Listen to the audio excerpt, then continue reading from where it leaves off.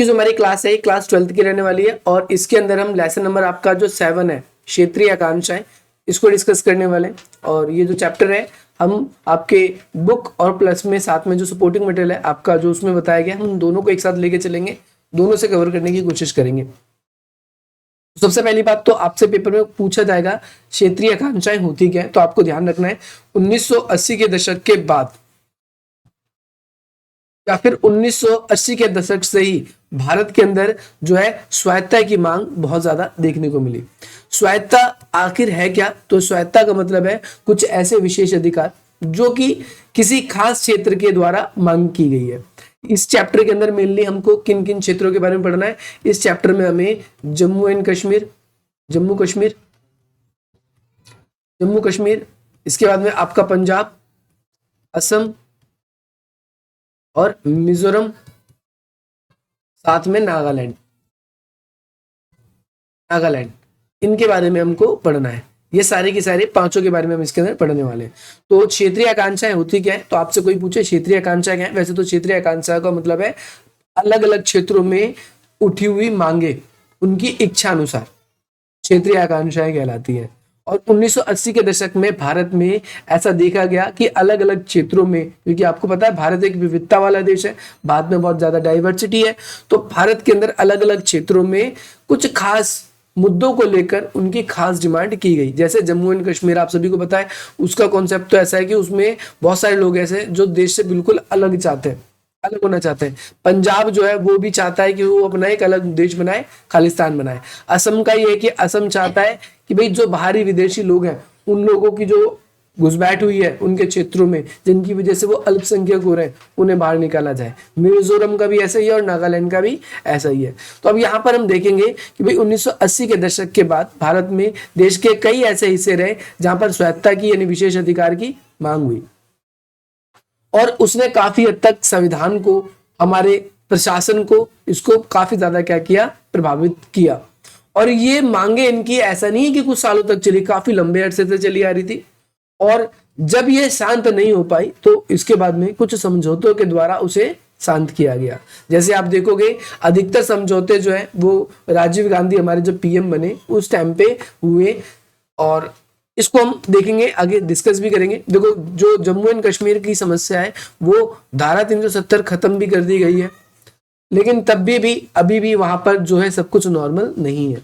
वहां पर हम देखते हैं आतंकवाद जैसी घटना आज भी देखने को मिलती है और वहां पर जनता के मन में जो रोष है, जनता के मन में जो रोष है वो आज भी देखने को हमें मिल रहा है। हालांकि पहले से गवर्नमेंट का कहना है कुछ कम हो चुका है, परंतु ऐसा कई बार हमें देखने को नहीं मिलता। तो भाई जम्मू कश्मीर के बारे में सबसे पहले आप सभी को पढ़ना है। इसके अंदर जम्मू कश्मीर की प्रॉब्लम क्या है इसके अंदर, तो जम्मू कश्मीर आप सभी को पता है। जम्मू कश्मीर के बारे में सबसे पहले पढ़ेंगे कि भाई जम्मू कश्मीर जो है पहले में विशेष राज्य हुआ करता था, जब उसे धारा 370 के तहत विशेष राज्य का प्रावधान दिया गया। तो सबसे पहला क्वेश्चन आपसे यही पूछा जा सकता है कि जम्मू एंड कश्मीर को किस अनुच्छेद के तहत विशेष राज्य का दर्जा दिया गया था, तो धारा 370 के तहत उसे विशेष राज्य का दर्जा दिया गया था। और विशेष राज्य के दर्जे में क्या था कि भाई उसे कुछ आंतरिक और बाह्य स्वायत्तता दी गई थी। आंतरिक स्वायत्तता अगर आप जम्मू कश्मीर को देखोगे यहाँ पर, तो यहाँ पर उसको उसके कुछ क्षेत्र आप लोगों को देखने के मिल जाएंगे। अच्छा, तो यहाँ पर जम्मू एंड कश्मीर को अब हम क्या देखते हैं, अब जो जम्मू और कश्मीर जो है उसको दो भागों में बांट दिया गया है। इसे लद्दाख जो है हमारा ये एक अलग केंद्र शासित प्रदेश बन चुका है और जम्मू और कश्मीर जो है वो यहाँ पर है। अगर हम देखें आपसे पेपर में क्वेश्चन क्या बनता है, पेपर में क्वेश्चन ये बनेगा कि भाई जम्मू और कश्मीर के 3 सामाजिक और राजनीतिक क्षेत्र कौन से, इंपॉर्टेंट क्वेश्चन 4 नंबर में पूछा जा सकता है। तो सबसे पहले नंबर पे आपका आएगा जम्मू, दूसरे नंबर पे आएगा कश्मीर और तीसरे नंबर पे आपका आएगा लद्दाख। जम्मू के बारे में बताया गया है तो जम्मू में छोटी मोटी पहाड़ियां हैं और मैदानी भाग भी है। पहला पॉइंट में आप ये लिखोगे जम्मू के बारे में। दूसरी बात, इस क्षेत्र में मुख्यतः हिंदू रहते हैं, इसके अलावा मुस्लिम, सिख और अन्य मत के भी लोग यहाँ पर रहते हैं। तो पहले में ये 3 बातें आप लिख दोगे। फिर सेकंड हेडिंग बनाओगे आप कश्मीर की, और कश्मीर में आप कहोगे कि ये मुख्य रूप से कश्मीरी घाटी का क्षेत्र है, यहाँ पर ज्यादातर रहने वाले लोग जो है वो मुस्लिम है, इसके अलावा हिंदू, सिख और बौद्ध अन्य लोग भी यहाँ पर रहते हैं। 2 आपके पॉइंट हो गए। तीसरी हेडिंग बनाओगे आप लद्दाख की। तो लद्दाख मुख्य रूप से पहाड़ी या पर्वतीय क्षेत्र है। यहाँ पर जनसंख्या बहुत कम रहती है और जिसमें लगभग बराबर संख्या में एक तो बौद्ध लोग हैं और मुस्लिम लोग हैं। ठीक है भाई, तो ये 4 नंबर में आपसे पेपर में पूछा जा सकता है, आप लोगों को याद रखना है, इंपॉर्टेंट क्वेश्चन है। क्वेश्चन सिंपल बनेगा कि जम्मू एंड कश्मीर के 3 सामाजिक और राजनीतिक क्षेत्र कौन से, वर्णन कीजिए। ठीक है भाई, क्वेश्चन ये बनेगा आपके, सिंपल सा। जम्मू कश्मीर की समस्या कहां से शुरू है, तो आपको पता है वर्ष 1947 में भारत आजाद हुआ और भारत के आजाद होते के साथ साथ क्या हुआ कि जो हमारी देशी रियासतें थी, प्रिंसली स्टेट्स थी, उन सभी को भी आजाद किया गया और उन्हें ये पूरा अधिकार दिया गया था, ये आपकी इच्छा है, आप चाहो तो भारत के अंदर शामिल हो जाओ, चाहे आप पाकिस्तान के अंदर शामिल हो जाओ, चाहे आप अपना एक अलग देश बना लो। तो जम्मू एंड कश्मीर के जो राजा थे हरि सिंह, उन्होंने ना तो भारत में शामिल होने की घोषणा करी और ना ही पाकिस्तान में। उन्होंने सोचा हम अपना एक अलग देश बनाएंगे, लेकिन जो पाकिस्तान के घुसपैठी थे और पाकिस्तान के हमलावर थे, उन्होंने जो है कश्मीर के काफी हिस्से को कब्जा लिया था और उस हिस्से को जब कश्मीर को कब्जाया गया तो उसे पीओके बोलते हैं, ध्यान रखना है, भारत उसे पीओके बोलता है, पाक ऑक्यूपाई कश्मीर या पाकिस्तान ऑक्यूपाई कश्मीर, पाक अधिकृत कश्मीर, पाकिस्तान के कब्जे में। और जम्मू कश्मीर हमारे लिए कंसर्निंग पॉइंट इसलिए बन गया क्योंकि जो उसका राजा था उसने फिर हमसे मदद मांगी और हमारे उस समय के जो गृह मंत्री थे सरदार वल्लभ भाई पटेल और जो पंडित जवाहरलाल नेहरू उस समय के हमारे विदेश मंत्री और प्रधानमंत्री थे, उन्होंने कूटनीति का इस्तेमाल करते हुए जम्मू एंड कश्मीर को भारतीय संघ में शामिल करने के लिए क्या किया, उनके राजा हरि सिंह से इंस्ट्रूमेंट ऑफ एक्सेशन यानी विलय पत्र उस पर सिग्नेचर करवा लिए और भारतीय संघ में उसे शामिल करवा लिया गया। इस तरीके से भारत का जब जम्मू कश्मीर हिस्सा बन गया तो भारत और पाकिस्तान के बीच में पहली लड़ाई जो है जम्मू कश्मीर को लेकर हुई और इसमें हम देखते हैं जो पाकिस्तान के कश्मीर में कबीले घुसपैठ आए थे जो उनको हराया गया। लेकिन ये मुद्दा जो है आप सभी के पंडित जो जवाहरलाल नेहरू थे वो थोड़े से आदर्शवादी थे। आदर्शवादी का मतलब है कि अगर हमने कोई गलती नहीं करी तो हमें कोई डरने की जरूरत नहीं है। वो बेसिकली इस मुद्दे को लेकर वो कहाँ जाते हैं, यूएन के अंदर जाते हैं और यूएन के अंदर आप सभी को पता है संयुक्त राष्ट्र संघ, इसके अंदर जो सिक्योरिटी काउंसिल है, क्योंकि ये किसी क्षेत्र की सुरक्षा और शांति से जुड़ा हुआ मुद्दा था, इसीलिए वहां पर पहले तो रूस को छोड़कर सारे के सारे हमारे अगेंस्ट वीटो लगाते थे कि जो कश्मीर है ये पाकिस्तान को मिल जाना चाहिए। कुछ लोगों का ऐसा मानना था या इसको अलग देश बना दो, लेकिन जो सोवियत संघ रूस रहा है वो सदा से ही हमारा सपोर्टर रहा है। और उस समय हमने क्या देखा कि जम्मू एंड कश्मीर की जो समस्या थी वो तब से लगातार बनी हुई है, क्योंकि ये मुद्दा संयुक्त राष्ट्र संघ के अंदर चला गया और सिक्योरिटी काउंसिल आज भी उस मुद्दे को पूरी तरीके से हटा नहीं पाई है, निकाल नहीं पाई है, उसका कोई भी अर्थ नहीं निकला है। अभी हम द्रविड़ आंदोलन के बारे में थोड़ा सा बात करेंगे अभी थोड़ा सा आगे, लेकिन पहले जम्मू कश्मीर को पूरी तरीके से हम खत्म कर लें। तो आप कह सकते हो कि जो जम्मू एंड कश्मीर है उसमें भारत ने युद्ध जीत तो लिया, जम्मू कश्मीर को लेकर पाकिस्तान से युद्ध जो है जीत तो लिया, परंतु क्या हुआ, इस मसले को हल नहीं कर पाया, क्योंकि मसला कहां चला गया, संयुक्त राष्ट्र संघ में, और ये विवादित आज भी है। आप सभी को पता है जो क्षेत्र पाकिस्तान ने कब्जा लिया था उसे वो पाकिस्तान की तरफ से आजाद कश्मीर बोलता है। पाकिस्तान उसे कहता है कि आजाद कश्मीर है, हमने भारत की गिरफ्त से इस कश्मीर को आजाद करा लिया है। और वहीं अगर हम देखें तो भारत का कहना है कि भाई जो वो क्षेत्र जो पाकिस्तान ने कश्मीर का कब्जा रखा है वो पाक अधिकृत कश्मीर है, यानी पाकिस्तान ने जबरदस्ती उसको कब्जा रखा है। हालांकि अब हम देखें तो बहुत सारे लोग ऐसे भी हैं पाकिस्तान में रहने वाले, यानी जो पीओके में रहने वाले हैं वो पाकिस्तान के ही सपोर्टर है, भारत के सपोर्टर नहीं रहे। तो अब ये भारत के लिए बड़ी समस्या है। अगर भविष्य में भी कभी भारत उसको अपने पास ले लेता है युद्ध के थ्रू या किसी भी थ्रू, तो वो हमारे साथ मिलकर रहेंगे भी कि नहीं, आतंकवादी घटनाएं बढ़ाएंगे क्या, ये बड़ा ही क्वेश्चन है। आपसे पूछा जा सकता है कि संयुक्त राष्ट्र संघ में मुद्दा कब लेके गया, तो ये 21 अप्रैल 1948 में ये मुद्दा वहां पर गया था और वहां पर 3 बातें हुई थी। सबसे पहली बातें क्या हुई कि पाकिस्तान को अपनी सारी की सारे जो है नागरिक वापस बुलाने थे जो कश्मीर में घुस गए थे। दूसरा, भारत धीरे धीरे अपनी फौज वहां पर कम करेगा ताकि वहां पर कानून व्यवस्था बन सके। याद रखना है, आपसे यहां से भी क्वेश्चन बन सकता है कि जब कश्मीर मुद्दा कहां पर गया, यूएन में गया, तो उसका क्या 3 फैसले लिए गए थे। पहला फैसला, पाकिस्तान अपनी जितनी भी घुसपैठी सेना है उसको वापस बुलाएगा, भारत भी अपनी सेना को वापस करेगा ताकि जम्मू कश्मीर के अंदर जो कानून व्यवस्था है वो बनी रहे। तीसरी बात, और वहां पर जनमत संग्रह करवाया जाएगा निष्पक्ष रहकर। निष्पक्ष रहकर क्या कराया जाएगा, जनमत संग्रह, जनता से खुद राय ली जाएगी कि वो किसके साथ रहना चाहते हैं।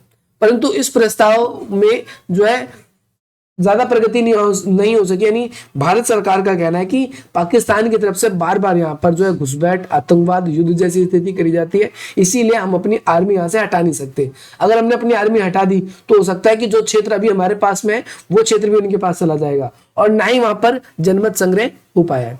याद रखना है, पहले वहां पर राजा कौन थे, तो राजा हरि सिंह थे, लेकिन आगे चल के क्या किया गया कि राजा हरि सिंह को वहां से हटा दिया गया, और वहां पर एक पार्टी है जिसका नाम है नेशनल कॉन्फ्रेंस। उस पार्टी के जो अध्यक्ष थे शेख अब्दुल्ला, उसको वहां पर क्या कर दिया गया, 1948 में उसे प्रधानमंत्री बना दिया गया। और शेख अब्दुल्ला से भाई पंडित जवाहरलाल नेहरू ने भाई क्या किया, समझौते किए थे कि वो भारत के साथी बना रहे, इसके लिए आपको मदद करनी है, जिसके लिए हम आपको प्रधानमंत्री बना रहे हैं वहां का, और आप लोग के ऊपर कोई अत्याचार ना हो, इसके लिए भाई पंडित जवाहरलाल नेहरू जी ने यह भी कहा था कि हम भाई अस्थायी तौर पर हम आपको विशेष राज्य का दर्जा देते हैं। जब सारी चीजें नॉर्मलाइज हो जाएगी तो धारा 370 क्या कर दिया जाएगा, हटा दिया जाएगा। परंतु आपको पता है, आप सबने पढ़ा है, धारा 370 पूरी तरीके से कब हटा, वर्ष 2019 में। और मिला कब था, 1948 में। क्या इतने साल, आप मेरे को खुद बताओ, पर्याप्त नहीं थे वहां पर शांति व्यवस्था बनाए रखने के लिए? वहां की सरकारें कई बार बनी, वहां की सरकार चाहती तो वहां पर खुद शांति व्यवस्था ला सकती थी कि नहीं ला सकती थी, ला सकती थी, परंतु वहां की सरकार ने कोशिश नहीं किया। वो चाहती थी कि, आपको पता है धारा 370 के तहत वहां पर विशेष राज्य का दर्जा मिला, और विशेष राज्य में भी क्या दर्जा मिला है कि भारत का जो कानून है वो वहां पर लागू नहीं होगा, भारत सरकार द्वारा जो संविधान बनाया गया है वो वहां पर लागू नहीं होगा। तो बहुत सारी चीजें वहां पर, हम जाकर प्रॉपर्टी नहीं खरीद सकते, बहुत सारी चीजें भारत सरकार उसकी सुरक्षा करेगी। लेकिन तब भी यहाँ पर याद रखना है आप सभी को, आपसे पेपर में पूछ रहे कोई एक नंबर में, जम्मू एंड कश्मीर के सबसे पहले प्रधानमंत्री कौन बने, तो शेख अब्दुल्ला। कौन से अनुच्छेद के तहत विशेष राज्य का दर्जा दिया गया, 370। ठीक है भाई, किसी को कोई समस्या नहीं। अब जम्मू एंड कश्मीर में दो प्रकार की समस्या है, एक आंतरिक है और एक बाहरी है। आंतरिक और बाहरी समस्याएं, सबसे पहली बात तो आंतरिक समस्या क्यों बनी हुई है, आंतरिक समस्या इसलिए भी बनी हुई है, वहां पर कहा गया था कि जम्मू एंड कश्मीर में एक जो है जनमत संग्रह कराया जाएगा, जनता से खुद राय ली जाएगी कि जनता भारत के साथ रहना चाहती है कि पाकिस्तान के साथ, परंतु वो अभी तक सफल नहीं हो पाए। तो बहुत सारे नेता ऐसे हैं, जो नेशनल कॉन्फ्रेंस के नेता है, जो पीडीपी के नेता हैं, वो बार बार इस मुद्दे को उठाते हैं कि जम्मू एंड कश्मीर के लोगों से पूछो वो किसके साथ रहना चाहते हैं। सबसे पहली बात तो ये प्रॉब्लम है। दूसरी बात, पाकिस्तान के अंदर ही कुछ लोग ऐसे हैं जो भारत सरकार के खिलाफ नारे लगाते हैं और वो पाकिस्तान के साथ शामिल होना चाहते हैं, परंतु भारत के अंदर ऐसा नहीं हो सकता। भारत अगर अब जम्मू एंड कश्मीर को पाकिस्तान को दे देगा, मान के चलो, या उसे अलग देश बना देगा, तो कल को भारत के अंदर और भी ऐसे राज्य में आंदोलन बड़े बड़े स्टार्ट हो जाएंगे और उन आंदोलनों को रोकना जो है वो बहुत ज्यादा मुश्किल हो जाएगा। ठीक है भाई, अगर आपसे कोई पूछेगा आजाद कश्मीर से आप क्या समझते हो, तो आप बता दोगे ना कि जो पीओके पाकिस्तान के पास में है, जो वर्ष 1947-48 की लड़ाई में पाकिस्तान ने कब्जा लिया था क्षेत्र कश्मीर का, उसी को ही आजाद कश्मीर या पीओके कहा जाता है। आगे बात समझ में भाई या नहीं आई, बताओ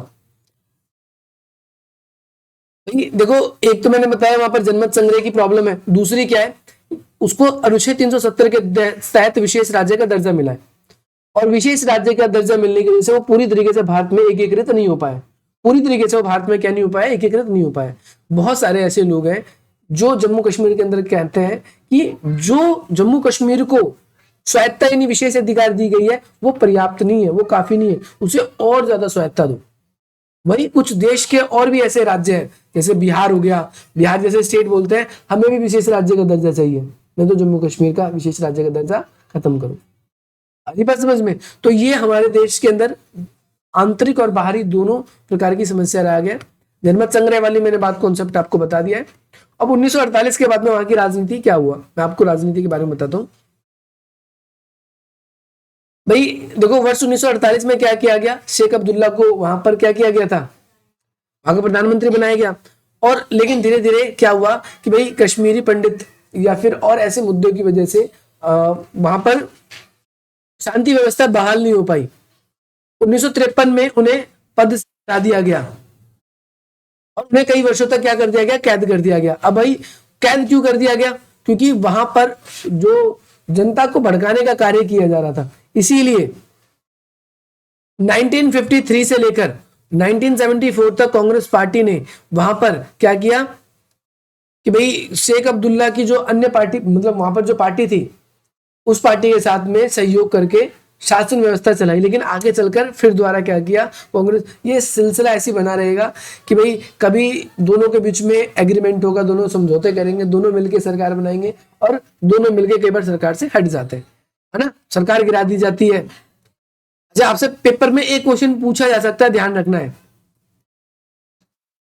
कांग्रेस पार्टी का वो कौन व्यक्ति था जिसे, कांग्रेस पार्टी का था लेकिन वो जम्मू कश्मीर का सीएम बना, ध्यान रखना है, गुलाम मोहम्मद सईद राज्य के पहले मुख्यमंत्री थे, जो कौन से पार्टी के थे, भारतीय कांग्रेस पार्टी के थे। आगे बात समझ में भाई, कौन थे, गुलाम मोहम्मद सादिक राज्य के पहले मुख्यमंत्री बने जो कांग्रेस पार्टी के थे। दूसरी बात आपको पता 1948 से ही आप देख रहे थे कि जम्मू कश्मीर में मुख्यमंत्री नहीं प्रधानमंत्री होता था, लेकिन यह प्रधानमंत्री का पद कब खत्म किया गया, प्रधानमंत्री का जो पद है वो कब खत्म कर दिया गया, ये वर्ष 1965 में जम्मू कश्मीर में संविधान में परिवर्तन किया और कहा कि अब यहाँ पर प्रधानमंत्री नहीं कहा जाएगा, उसे सीएम कहा जाएगा। क्या कहा जाएगा, सीएम। कितने क्वेश्चन हो गए अब तक एमसीक्यू के, 3 से 4 क्वेश्चन हो गए आप सभी के, ठीक है भाई, 3 से 4 क्वेश्चन हो गए। पहला मैंने आपको बताया कि वर्ष 1948 में प्रधानमंत्री जैसा कॉन्सेप्ट आया, पहले राजा राज होता था, फिर 1965 में प्रधानमंत्री जैसा कॉन्सेप्ट जो था वो जम्मू कश्मीर में खत्म कर दिया गया, कहा पीएम की जगह क्या होंगे, सीएम। फिर अगला क्वेश्चन मैंने बताया आपको कि कांग्रेस पार्टी का कौन सा सबसे पहला सीएम बना, तो मोहम्मद सादिक राज्य के पहले मुख्यमंत्री बने। 1974 में फिर वहां पर शेख अब्दुल्ला और इंदिरा गांधी के बीच में समझौता हुआ और उसके बाद में नेशनल कॉन्फ्रेंस को वहां पर दोबारा से मजबूत बनाया गया। नेशनल कॉन्फ्रेंस पार्टी ठीक इसी तरीके से चलती रही। हरी बात समझ में, 1967 का जो इलेक्शन हुआ उसमें कांग्रेस पार्टी और जो नेशनल क्या कहते हैं कॉन्फ्रेंस पार्टी है, दोनों के बीच में मतभेद हो गए थे, क्योंकि कांग्रेस पार्टी हारने लगी थी तो नेशनल कांग्रेस कॉन्फ्रेंस पार्टी जो है ना वो जीतने लगी। यहाँ पर 1977 का जो इलेक्शन है इसमें कौन जीता, नेशनल कॉन्फ्रेंस पार्टी। और शेख अब्दुल्ला का जो निधन है वो कब हो जाता है, सॉरी शेख अब्दुल्ला जो है वो उनका निधन कब हो जाता है, 1982 में। और उनके बाद में शेख अब्दुल्ला के बाद में कौन पीएम बनता है, उनका पुत्र फारूक अब्दुल्ला। तो ये पूछा जा सकता है आपसे, लेकिन जल्दी उन्हें वहां के जो फारूक अब्दुल्ला जो वहां के सीएम बने थे उनको वहां के राज्यपाल ने हटा दिया, वहां की सरकार फिर बर्खास्त कर दी। तो ये कॉन्सेप्ट चलता ही रहेगा, चलता ही रहेगा। तो आपको याद रखना है, आपसे ऐसे पूछा जा सकता है, ऑप्शन में 3 क्वेश्चन आ जाएगा कि निम्नलिखित में से कौन जम्मू कश्मीर का सीएम नहीं रहा है। तो एक पे आपका सादिक मोहम्मद सादिक लिख दिया, एक तरफ आपका शेख अब्दुल्ला लिख दिया और एक तरफ फारूक अब्दुल्ला। अब कोई और नाम लिख दिया तो आपको पता कोई और नाम लिख दिया वो होता है। ऐसे क्वेश्चन भी पूछा जा सकता है, या फिर किसी नेता का नाम लिख दिया किस राज्य का मुख्यमंत्री था, ऐसे भी आ सकता है। मैप में भी क्वेश्चन आ सकता है, ये आपके याद रखना है आप सभी को, ठीक है भाई। आगे बात समझ में, एक पार्टी आप तो समझ जाओगे अब, नेशनल कॉन्फ्रेंस। अगर आपसे पूछा जाएगा नेशनल कॉन्फ्रेंस तो ये किस स्टेट से है, तो आप बोलोगे जम्मू एंड कश्मीर से। लेकिन आपसे पीडीपी की पार्टी के बारे में पूछे तो ये भी ध्यान रखना, पीपल्स डेमोक्रेटिक पार्टी, ये भी जम्मू कश्मीर की पार्टी है, ठीक है भाई। और पीपल्स डेमोक्रेटिक पार्टी जो है, इस पार्टी के जो हेड के रूप में अगर मैं आप लोगों को बता दूं तो वहां पर महबूबा, याद रखना आप सभी को, एक नाम आएगा आपकी बुक के अंदर, मैं आपको दिखा देता हूं कहां पर लिखा हुआ है।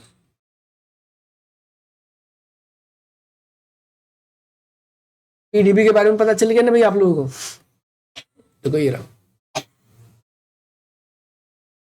पहली महिला जो मुख्यमंत्री बनी थी वो कौन थी, महबूबा मुफ्ती थी। 2016 तक वो वहां पर क्या रही थी, प्रधानमंत्री। और इसके बाद में जब 2016 में इनकी सरकार बनी थी तो बीजेपी ने सपोर्ट किया था यहाँ पर, लेकिन धीरे धीरे जब इनके आपस में संबंध बिगड़ने लगे तो बीजेपी ने अपना समर्थन वापस कर लिया था और इसके बाद में इनकी सरकार गिर गई। और उसके बाद से ही कांग्रेस जो है उसका विशेष राज्य का दर्जा समाप्त करने की बात कही थी। याद रखना है 5 अगस्त 2019 को जम्मू कश्मीर में अधिनियम, जम्मू कश्मीर पुनर्गठन अधिनियम 2019 के द्वारा अनुच्छेद 370 खत्म कर दिया। आपसे पेपर में क्वेश्चन पूछा जा सकता है किस अधिनियम के तहत जो है अनुच्छेद 370 की समाप्ति हुई, तो याद रखना है जम्मू कश्मीर पुनर्गठन अधिनियम 2019। इसके तहत क्या किया गया, जम्मू कश्मीर से विशेष राज्य का दर्जा जो हटा दिया गया और 2 केंद्र शासित प्रदेश में उसको बांट दिया गया, ठीक है भाई। जम्मू कश्मीर जो है उसे एक अलग बनाया गया और लद्दाख को क्या कर दिया, अलग बना दिया। आगे भाई बात समझ में, किसी को कोई समस्या यहाँ पर तो पूछ लो। अब हम बात करेंगे भाई द्रविड़ आंदोलन के बारे में। द्रविड़ आंदोलन इंपॉर्टेंट है, ये भी आपके जो है 4 से 6 नंबर में आपके पेपर में क्वेश्चन पूछा जा सकता है। सबसे पहली बात तो द्रविड़ आंदोलन आपसे पूछा जाएगा किस राज्य से संबंधित है, याद रखना है तमिलनाडु से, यह दक्षिण भारत के आंदोलन से संबंधित है, दक्षिण भारत के आंदोलन से संबंधित है।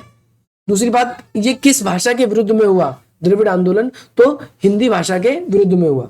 दूसरी बात इंपॉर्टेंट याद रखना है, यह भारत के सबसे क्षेत्रीय आंदोलन में सबसे ताकतवर आंदोलन में से एक था, क्योंकि आप सभी को पता है जो भारत में 4 भाषा परिवार है, जिसमें से एक द्रविड़ भाषा परिवार है। जिस बच्चे ने ज्योग्राफी में पढ़ रखा है, तो मैंने पहले आप लोगों को पढ़ा रखा है। कौन कौन से, आर्य है, आस्ट्रिक है, चीनी तिब्बती है और द्रविड़ है। द्रविड़ आंदोलन जो है द्रविड़ भाषा परिवार से, इसमें तमिल, तेलुगु, कन्नड़ और मलयालम 4 तरीके की भाषा बोलने वाले लोग हैं। और इनका कहना था कि हम हिंदी भाषा को ना तो समझते ना बोलना जानते, तो भाई इस भाषा को देश की राजभाषा नहीं बनानी चाहिए, क्योंकि जब देश की राजभाषा बनाई जा रही थी तब इस आंदोलन की शुरुआत हुई थी। तमिलनाडु से शुरुआत हुआ और साउथ के अन्य राज्यों में भी ये धीरे धीरे फैल गया। इसकी अगुवाई किसने करी थी, तो वी रामास्वामी नायकर, इसे शॉर्ट में पेरियार भी बोलते हैं। अगर पेपर में पेरियार लिखा आ जाए तो आप कंफ्यूज मत होना, याद रखना है पेरियार किस राज्य या किस आंदोलन से थे। पेरियार तमिलनाडु से थे। इनके बारे में मैं बता दूं, इन्होंने हिंदी भाषा के विरुद्ध आंदोलन किया था। दूसरी बात, ये कई बारी उत्तर भारत के भी विरुद्ध में आपको दिखेंगे। इनका कहना है कि भाई उत्तर भारत में बहुत ज्यादा भेदभाव है, और भेदभाव का मेन कारण क्या है कि ये उत्तर भाषी जो पंडित वगैरह है, इनकी वजह से भेदभाव बहुत ज्यादा होता है। ये खुद भी पेशे से पंडित थे, मैं आप लोगों को बता दूं, लेकिन इन्होंने जो है जातीय असमानताओं को दूर करने के लिए इन्होंने कई सारे कार्य किए। जैसे डॉक्टर BR अम्बेडकर जी ने कार्य किए, वैसे ये भी साउथ में बहुत फेमस है इस चीज के लिए, जाति विरुद्ध आंदोलन करने के लिए। याद रखना है आप सभी को इनके बारे में। तो भाई जाति विरोधी आंदोलन किए। द्रविड़ आंदोलन में अस्मिता का उद्भव, अस्मिता का मतलब होता है पहचान। अस्मिता का मतलब क्या होता है, आप मेरे को थोड़ी देर बाद याद दिलाएंगे कि अस्मिता को लेकर आप एक क्वेश्चन बताने वाले थे, जो लॉन्ग क्वेश्चन बनता है, वो कौन सा था अस्मिता को लेकर, मुझे बताना जरूर, मैं बताऊंगा आपको छुट्टी के टाइम पे, ठीक है भाई। तो राजनीतिक जीवन की शुरुआत कब हुई इनकी, तो लगभग देखोगे कि ये हमारे देश के पुराने आंदोलनकारी में से एक थे। लगभग वर्ष 1925 के करीब में इन्होंने कई सारे आंदोलन किए। जैसे इन्होंने ब्राह्मण विरुद्ध आंदोलन का नेतृत्व किया। आपका जस्टिस पार्टी के कार्यकर्ता थे। आपसे 1 नंबर में पूछा जा सकता है कि पेरियार जो थे किस पार्टी के कार्यकर्ता थे, तो जस्टिस पार्टी के कार्यकर्ता थे। और उन्होंने आगे चल के अपनी एक पार्टी बनाई थी जिसका नाम था द्रविड़ कशगम, और हिंदी भाषा और उत्तर भारत के वर्चस्व का विरोध किया था इन्होंने। मैंने बताया था उत्तर भारत के विरोध में रहते थे ये, और उत्तर भारतीय लोगों एवं ब्राह्मण जो है द्रविड़ से अलग का कार्य। इन्होंने कहा कि उत्तर भारतीय लोग एवं ब्राह्मण द्रविड़ से अलग कार्य है। इनका किसी जाति को या किसी को प्रमोट करने का मेन मकसद नहीं था। इनका मेन क्वेश्चन जो है किस पार्टी के कार्यकर्ता थे, किस पार्टी की स्थापना करी, और ब्राह्मणवादी आंदोलन के विरुद्ध में रहे, जाति व्यवस्था को समाप्त करने की बात करी थी इन्होंने। पेरियार से जुड़े हुए कुछ ये क्वेश्चन आपसे पेपर में पूछे जा सकते हैं। सबसे पहली बात तो अगर हम देखें तो ये द्रविड़ आंदोलन जो हुआ, तो ये क्षेत्रीय आंदोलन में सबसे ताकतवर आंदोलन में से एक है। और ये आंदोलन जो है क्षेत्रीयवादी भावनाओं को सर्वप्रथम रूप से दिखाया गया इस आंदोलन के थ्रू। और जो बेसिकली आंदोलन जब शुरू हुआ था, इस आंदोलन की आकांक्षा क्या थी, इसकी आकांक्षा या ये इच्छा ये थी कि ये स्वतंत्र द्रविड़ जो है राष्ट्र बनाना चाहते थे। ये एक अलग ही अपना द्रविड़ का देश बनाना चाहते थे। पर आंदोलन ने कभी सशस्त्र संघर्ष का सहारा नहीं अपनाया। याद रखना है, संघर्षशील नहीं हुए ये।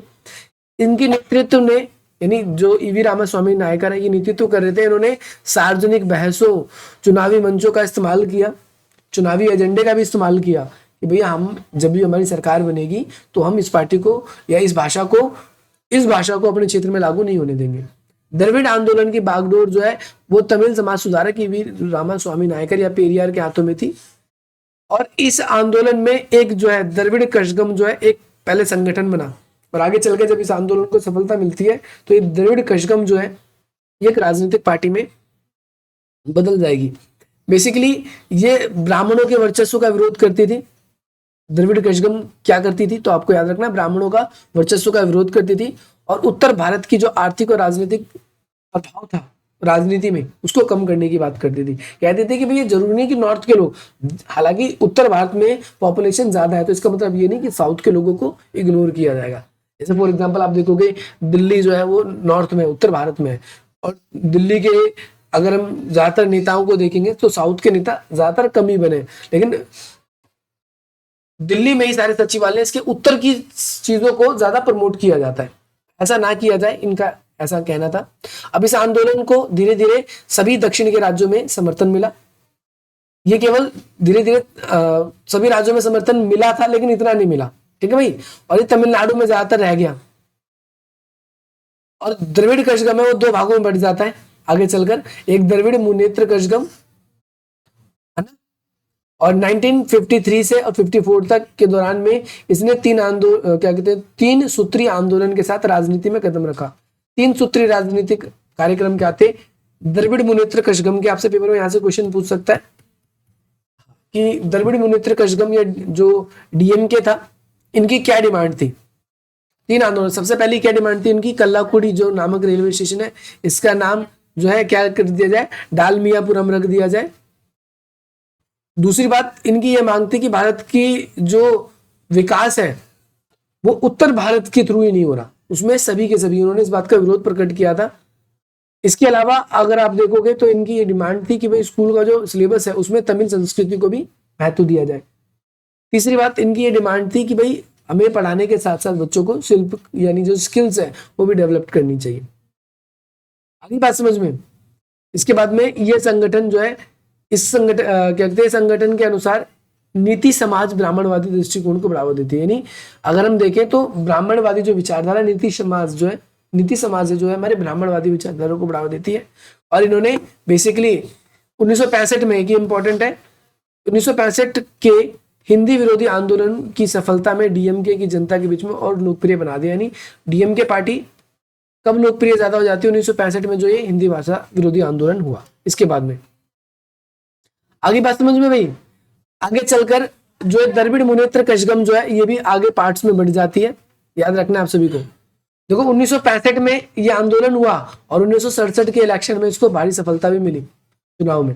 आपको मैंने बताया था भाई, याद रखना है डीएमके पार्टी के जो संस्थापक थे वो कौन थे, पेपर में आपसे पूछा जा सकता है। सी अन्नादुरई की मृत्यु के बाद में इस दल में तोड़फोड़ हो गई और एक दल मूल नाम यानी डीएमके लेकर आगे चली, जबकि दूसरा दल जो है वो खुद अपना नाम परिवर्तन कर लेती है। मतलब एक ही पार्टी के अंदर लोग अपने आप को दो भागों में विभाजित कर रहे हैं, और जो दूसरे लोग थे उन्होंने अपना इसमें नाम भी थोड़ा बहुत चेंजेस कर लिया, है ना। ऑल इंडिया अन्ना जो है द्रमुक कहने लगे, अपने आप को क्या कहने लगे? वो ऑल इंडिया अन्ना द्रमुक कहने लगे। जो अन्नादुरई के सपोर्टर्स थे वो डायरेक्टली, और कुछ पार्टी आपको पता है आज भी डीएमके बनी हुई है और ये पार्टी भी बनी हुई है, और भी बहुत सारी इसके आगे चलकर इसकी टूट फूट हो गई इस राजनीतिक पार्टी की। देखो नीचे बताया भी गया है, एमडीएमके है ना, पीएमके और आपका डीएमके। तो ऐसे कई सारी राजनीतिक पार्टी बन गई है। यहाँ पर नाम, इनका नाम थोड़ा सा भी याद करना पड़ेगा आपको ये, ठीक है। तो पंजाब की समस्या क्या है, इससे जुड़े हुए 3 क्वेश्चन आपके पेपर में बनते हैं। पहला आपसे पूछा जाएगा आनंदपुर साहिब समझौता, दूसरा हरचंद सिंह लौंगेवाल समझौता, ऑपरेशन ब्लू स्टार, और पंजाब में शांति किस प्रकार से स्थापित हुई। एक ही क्वेश्चन, 3-4 क्वेश्चन है। सबसे पहली बात तो आपसे एक क्वेश्चन, ये तो बड़े क्वेश्चन है जो मैंने अभी आपको कहे, छोटे क्वेश्चन कौन कौन से। तो सबसे पहली बात ध्यान रखना है कि अकाली दल की स्थापना कब हुई थी? तो 1920 के दशक में अकाली दल की स्थापना हुई थी। और बेसिकली अकाली दल क्या करता था कि भाई जो पंजाबी सूबा था, पंजाबी जो क्षेत्र था, उसको संगठित करने के लिए इसको बनाया गया था। लेकिन धीरे धीरे इसने राजनीतिक पहचान हासिल कर ली, और आप देखोगे पहले 3 आम चुनाव में तो कांग्रेस पार्टी का वर्चस्व रहा, लेकिन उसके बाद से राजनीति में अपना मुख्य भूमिका निभाता है। आप कह सकते हो कि भाई जब चौथा आम चुनाव हुआ तो उस राजनीतिक आम चुनाव में इस पार्टी को बड़ी सफलता मिली, और बड़ी सफलता मिलने का कारण ये था कि इनकी डिमांड थी कि भाई पंजाब का पुनर्गठन करेंगे, पंजाब को देश से अलग करके खालिस्तान बनाएंगे। आगे बात समझ में। इस वजह से वहां की पब्लिक ने इसको बहुत सपोर्ट किया था। और अकाली दल जो है बेसिकली इनकी डिमांड अकाली दल की क्या थी कि हमें क्या कर दो, अलग कर दो। तो वहां के लोग जो है वो इन्हें सपोर्ट भी कर रहे थे। आगे बात समझ में। और ये याद रखना 1970 के दशक में ही अकाली दल द्वारा ही पंजाब के अंदर स्वायत्तता की मांग उठाई गई थी। आपसे पेपर में पूछा जा सकता है आनंदपुर साहिब समझौता कब हुआ था, तो वर्ष 1973 में हुआ था। और बेसिकली आनंदपुर साहिब समझौता में ये था कि भाई क्षेत्रीय स्वायत्ता की बात उठाई गई थी कि भाई पंजाब को क्या किया जाए, क्षेत्रीय स्वायत्ता दी जाए। इसे नाम आनंदपुर साहिब समझौता इसलिए रखा क्योंकि आनंदपुर नाम की जगह पर यह समझौता किया गया था। आगे बात समझो भाई। अब क्या हो गया कि भाई अब वहां की जो पार्टी थी, पार्टी का नाम है अकाली दल, अब ये बहुत ज्यादा डिमांड करने लगी थी, अलग करेंगे देश से, अलग करेंगे, स्वायत्ता की मांग। तो इस वजह से वहां की सरकार जो है उसे बर्खास्त कर दिया जाता है केंद्र सरकार के द्वारा। और पंजाब में धीरे धीरे एक बात तो इनको पता चल गई पंजाबी लोगों को कि अब हम सरकार से नॉर्मली हम क्या नहीं कर सकते, अपना अलग देश नहीं बना सकते, अलग स्वायत्ता की मांग नहीं कर पाएंगे, तो हमें क्या करना पड़ेगा, हमें अपने लिए अब खुद कार्य करेंगे। तो इसी चल के आगे चलकर थोड़े से कुछ लोग ऐसे भी होते हैं इनमें जो अग्रेसिव हो जाते हैं, हिंसक हो जाते हैं। उनका कहना है कि भाई हम अब हथियारों के जरिए पंजाब को अलग करेंगे। इसीलिए जब इस बात की खबर इंदिरा गांधी को लगती है तो क्या किया जाता है, क्योंकि ये जो अकाली दल के नेता थे, कई सारे नेता, इन सब नेताओं ने क्या करना शुरू कर दिया कि अमृतसर को जो गोल्डन टेम्पल है उसको कैंप बना लिया, वहां पर बहुत सारे हथियार जमा करने लगे थे। इस बात की खबर जो लीक होती है, और वर्ष जो है 1984 में जून का महीना था, भारत सरकार ने भाई एक ऑपरेशन चलाया जिसे ऑपरेशन ब्लू स्टार कहते हैं। पेपर में पूछा गया सवाल बहुत बार है ये, और पूछा भी जा सकता है। ये स्वर्ण मंदिर पे की गई एक सैनिक कार्रवाई थी और इसका कूट नाम रखा गया था जो था ऑपरेशन ब्लू स्टार। इस सैनिक कार्रवाई में बेसिकली ये था कि जो उग्रवादी जम्मू कश्मीर की तरह जम्मू कश्मीर की तरह माहौल बनाने की कोशिश कर रहे हैं पंजाब के अंदर भी, ठीक उसी प्रकार का माहौल हम बनने नहीं देंगे यहाँ पर। और उन उग्रवादियों को सफलतापूर्वक इन्होंने क्या किया, उस ऑपरेशन के थ्रू मार गिराया। लेकिन कई लोग ऐसे थे जिन लोगों की धार्मिक आस्था को ठेस पहुंचा, जिसकी वजह से स्वर्ण मंदिर को भी क्षति पहुंची थी और सिख धर्म की जो भावना है उसको चोट पहुंची। और आगे चलकर आपको पता है कि भाई इंदिरा गांधी के विरुद्ध वहां पर बहुत नारे लगे और इंदिरा गांधी की जो मृत्यु है वो सिख समुदाय के दो जो सतवंत सिंह थे उसके बॉडीगार्ड हरवंत सिंह और सतवंत सिंह, उनके द्वारा ही किया गया था। इंदिरा गांधी की हत्या कब की गई थी, आपसे पेपर में पूछा जा सकता है। 31 अक्टूबर 1984 को उनके आवास के बाहर ही उनके अंगरक्षकों ने क्या कर दी, हत्या कर दी। ये अंगरक्षक कौन थे, सिख थे, ऑपरेशन ब्लू स्टार का बदला लेना चाहते थे। और पूरे देश में ये घटना बड़ा ही शॉकिंग रहा। जहां जहां पर ये जो सिख थे कम संख्या में थे, जैसे दिल्ली हो गई, उत्तर प्रदेश हो गए, उन क्षेत्रों में क्या कर लिया गया, इन सिखों के ऊपर हमले हुए, दंगे हुए, बहुत से सिखों की जानें गई।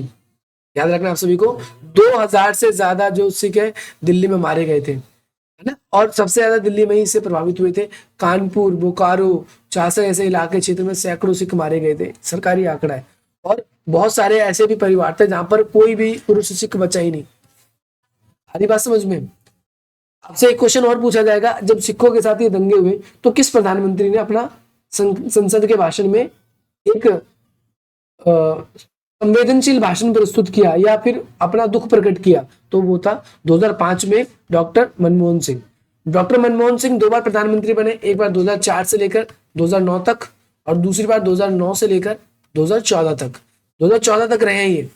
तो 2005 में संसद में एक भाषण के दौरान जब ये पहली बार सिख समुदाय के प्रधानमंत्री बने थे तो लोगों को लगा था कि ये शायद ऐसे लोगों के साथ जिनके साथ घटनाएं घटी, लोगों को मारा पीटा गया, उनको न्याय मिलेगा, कम से कम हर्जाना तो मिलेगा, परंतु कुछ ऐसा नहीं हुआ। बस इन्होंने अपना अफसोस जताया और कुछ नहीं।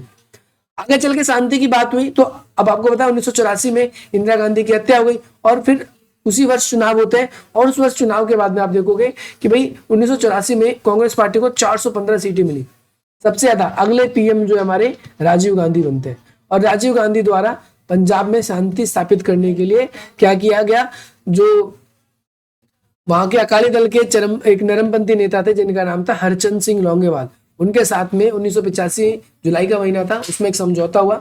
और इस समझौते में 3 बात खास थी और इंपॉर्टेंट क्वेश्चन है, पेपर में पूछा जाता है कि हरचंद सिंह लोंगेवाल समझौता कब हुआ, किन पक्षों के बीच में हुआ। नाम से क्लियर हो रहा है, हरचंद सिंह लोंगेवाल पहला अकाली दल का नेता, दूसरा कांग्रेस पार्टी या केंद्र सरकार भारत की तरफ से जो है राजीव गांधी थे। वर्ष 1985 में हुआ। 3 बातें खास थी इसके अंदर। सबसे पहली बात तो इस समझौते को पंजाब समझौता भी कहते हैं। पंजाब समझौता इसीलिए क्योंकि पंजाब में शांति स्थापित करने के लिए ये एक महत्वपूर्ण समझौता था।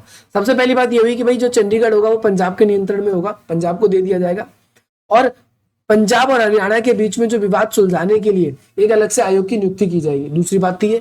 तीसरी बात, हरियाणा, राजस्थान, पंजाब के बीच में जो रावी नदी और जो व्यास नदी है उसके जल बंटवारे को लेकर भी एक न्यायाधिकरण या ट्रिब्यूनल की स्थापना की जाएगी। न्यायाधिकरण का मतलब है कि जजों की एक अलग से कमेटी बनाई जाएगी और वो जो फैसला लेगा वही माना जाएगा। इस तरीके से पंजाब के अंदर समझौते के बाद में धीरे धीरे शांति बहाल होना शुरू हो चुकी है, आप सभी को पता है।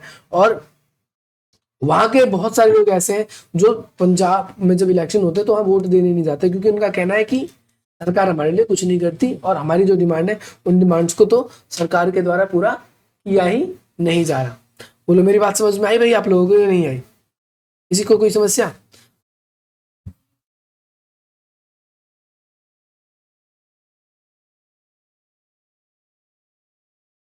वर्ष 1997 में अकाली दल, इसे बादल नाम रखा गया, और भाजपा के बीच में गठबंधन हुआ और वहां पर उग्रपंथ को खत्म किया गया। उग्रपंथ मतलब जो वहां के लोग हिंसक प्रदर्शन करते थे या उनको चाहिए था कि भाई हमारे लिए भी अलग कर दो, नहीं ऐसा नहीं। इसके बाद से, इससे पहले जस्ट देखे हम तो कांग्रेस पार्टी और अकाली दल के बीच में समझौता था जिसमें बादल सीएम बने हुए थे। वर्तमान समय में बात करें तो आम आदमी पार्टी जो है वो वहां पर अपना सत्ता संभाल रही है पंजाब के अंदर। ठीक है, तो इस तरीके से ये जो हमारा पंजाब की जो समस्या थी उसको फिलहाल के लिए सॉल्व की गई है। लेकिन अभी भी जो किसान आंदोलन हो रहे हैं उसमें बताया जाता है कि बहुत से लोग खालिस्तान की डिमांड कर रहे हैं। आगे दोपहर की जो आपकी क्लास होगी उसके अंदर मैं आगे डिस्कस करूंगा।